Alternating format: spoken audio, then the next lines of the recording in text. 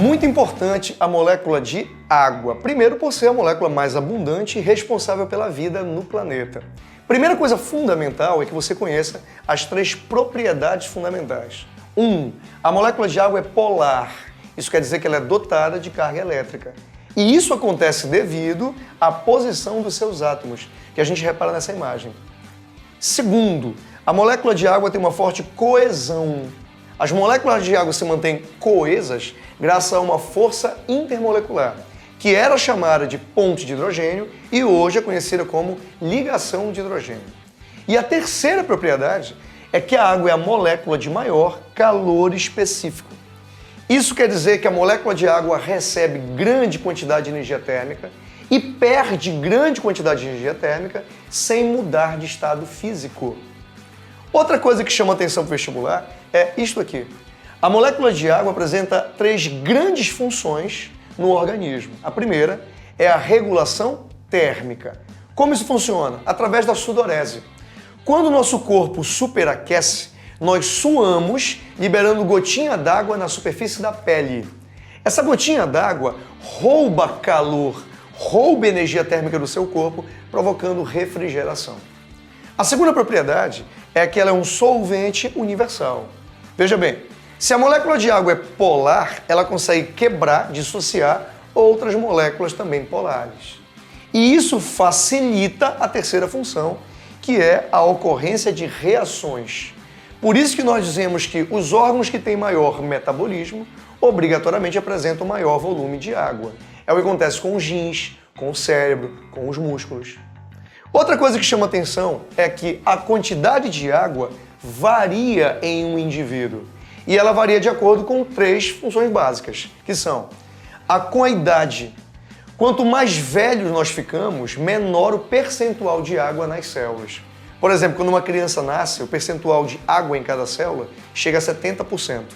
Quando o indivíduo chega a 60 anos, esse percentual pode chegar a 52%, 50%.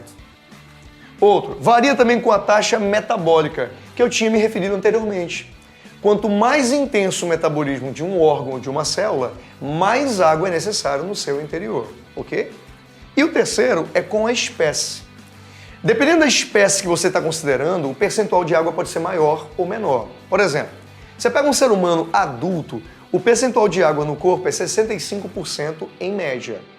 Você pega uma água-viva, que é um animal quinidário, o percentual de água na célula chega superior a 80%.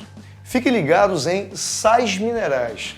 Também é uma substância inorgânica, assim como a água, porque não apresenta carbono na sua composição.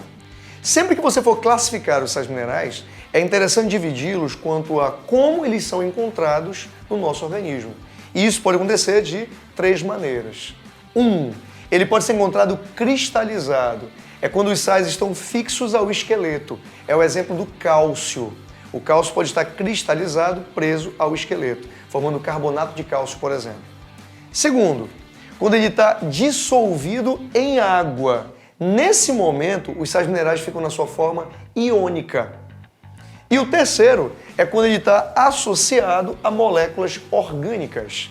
É o que acontece com o ferro, presente na hemoglobina. A hemoglobina é uma proteína, é uma substância carbonada, é orgânica, mas está associada ao ferro. Outro exemplo é o magnésio, que tem na clorofila. Clorofila é uma porfirina, é uma molécula orgânica carbonada e tem o magnésio incluído nela, ok? Além disso, é essencial chamar atenção para 3 principais sais minerais recorrentes em qualquer prova. São eles o sódio, o ferro e o cálcio. O que é muito fundamental que conheça? O sódio, o Na, ele é importante porque regula os níveis de água na célula. O que é isso? Nós chamamos de equilíbrio osmótico. Traduzindo, quanto mais sódio eu tenho no interior da célula, mais concentrada a célula está e, portanto, vai ter que absorver mais água para equilibrar osmoticamente. Quanto menos sódio há na célula, menos concentrada a célula está e, no caso, vai perder a água para encontrar o equilíbrio osmótico. Segunda função grande do sódio é que ele participa do impulso nervoso. Quando você tem excitação de um neurônio, acontece uma descarga elétrica que se propaga entre os vários neurônios, provocando a informação neuronal. Para que eu tenha a formação da descarga elétrica, que é propagada de um neurônio para outro, tem que haver entrada de sódio. Se não entrar sódio no neurônio, o impulso nervoso não é gerado. Outro sal interessante é o ferro. Esse ferro ele pode ser encontrado em fontes animais e fontes vegetais. Por exemplo, fígado tem ferro. Mas se você pega feijão, também tem ferro. Açaí também tem ferro. E ele é importante para quê? Ele é fundamental para a formação da hemoglobina, que é uma proteína transportadora de oxigênio e que está no sangue. Ela fica no interior de células vermelhas, chamadas hemácias. Por exemplo, quando a pessoa não ingere ferro, a produção de hemoglobina diminui. Com isso, diminui a quantidade de hemácias e o paciente tem um quadro chamado anemia ferropriva. Por isso é fundamental comer ferro, ok? Outra função dele é a formação da mioglobina. O prefixo mio é de músculo. A mioglobina é uma proteína muscular que também faz transporte de oxigênio. Por exemplo, quando você analisa um atleta maratonista, que ele faz um percurso de 40 quilômetros ou mais, e diminuindo o seu desgaste físico, ele consegue tudo aquilo por uma grande quantidade de mioglobina nas suas células musculares. O terceiro fundamental é o cálcio. O cálcio também é encontrado em fonte animal e vegetal. Por exemplo, se você comer ovo, tem bastante cálcio. E se você comer alguns vegetais, como a selga, também tem muito cálcio. O leite materno também é uma fonte rica em cálcio. E ele é fundamental para 4 funções do nosso organismo. A primeira seria fortalecimento dos ossos. E quando eu falo fortalecimento dos ossos, também entenda fortalecimento dos dentes.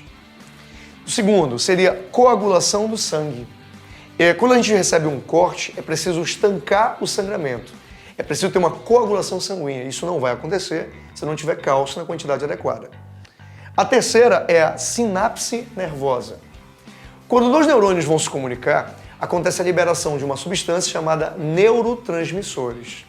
Mas o neurônio só vai liberar neurotransmissor se houver entrada de cálcio. E o quarto é a contração dos músculos. Para acontecer a contração muscular, quando a gente anda, por exemplo, eu tenho que ter o enrolamento entre a proteína actina e miosina. E quem promove esse acoplamento entre as duas é o cálcio.